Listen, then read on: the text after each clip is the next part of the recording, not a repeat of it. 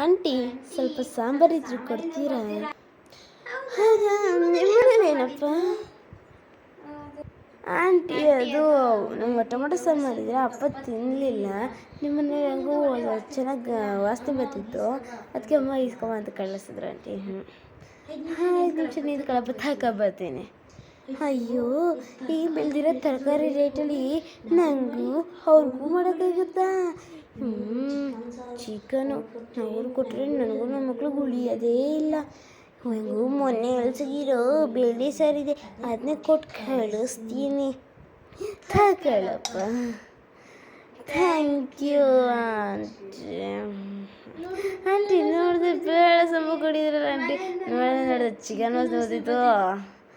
ಅದು ನಮ್ಮ ಮನೆದಲ್ಲಪ್ಪ, ಪಕ್ಕದ ಮನೆಯದು. ನಮ್ಮ ಮನೇಲಿ ಬೇಳೆ ಸಾರೇ ಮಾಡಿರೋದು.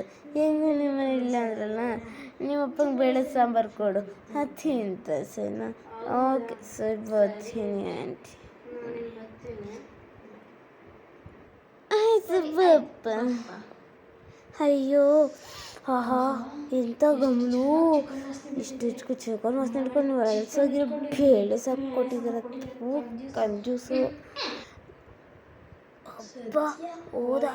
ಇವಾಗ ನಾನು ಏನೋ ತಿಂತೀವಿ ಚಿಕನ್ ಒಳ್ಳೇದೈತೆ, ಮೊನ್ನೆ ಅಳ್ಸೋದು ಸರಿ. ಇವಾಗ ಇವ್ರಿಗೂ ಕೊಟ್ಟು ನಂಗೆ ತಿನ್ನಕ್ಕಿರ್ತ. ಅದೇನಪ್ಪ ಬಂದಾಗಿಂದ ನನ್ನ ಮನೆ ಸಾರೇ ತಿಂತಾರೆ. ಅದೇನು ಮಾಡ್ತಾರೋ ಏನೋ ಗೊತ್ತಿಲ್ಲ. ಎಷ್ಟು ದಿನದಿಂದ ನನ್ನದೇ ತಿಂತಾರೆ. ಈಗ ನಾನು ಅಕ್ಕ ತಿಂತೀನಿ.